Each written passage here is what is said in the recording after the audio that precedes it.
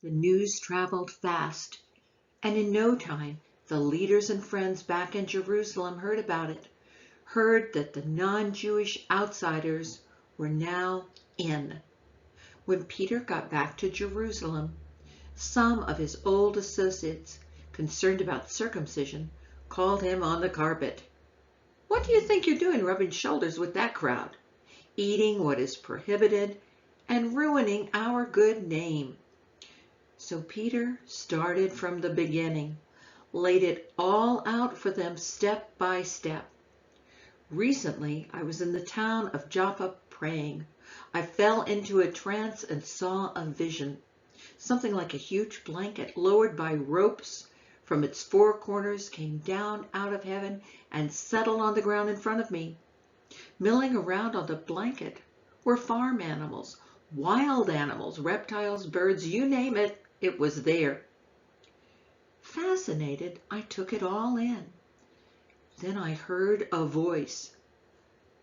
'Go to it, Peter, kill and eat.' I said, 'Oh no, Master, I've never so much as tasted food that wasn't kosher.' The voice spoke again. 'If God says it's okay, it's okay.' This happened 3 times, and then the blanket was pulled back up into the sky. Just then, 3 men showed up at the house where I was staying, sent from Caesarea to get me. The Spirit told me to go with them, no questions asked. So I went with them, I and 6 friends, to the man who had sent for me. He told us how he'd seen an angel right in his own house, real as his next door neighbor, saying, 'Send to Joppa and get Simon, the one called Peter. He'll tell you something that will save your life. In fact, you and everyone you care for.' So I started in talking. Before I'd spoken half a dozen sentences, the Holy Spirit fell on them just as he did on us for the first time. I remembered Jesus' words. John baptized with water. You will be baptized with the Holy Spirit. So I ask you, if God gave the same exact gift to them as to us when we believed in the Master Jesus Christ, how could I object to God?" Hearing it all laid out like that, they quieted down. And then, as it sank in, they started praising God. "It's really happened. God has broken through to the other nations, opened them up for life." Those who'd been scattered by the persecution triggered by Stephen's death traveled as far as Phoenicia, Cyprus, and Antioch, but they were still only speaking and dealing with their fellow Jews.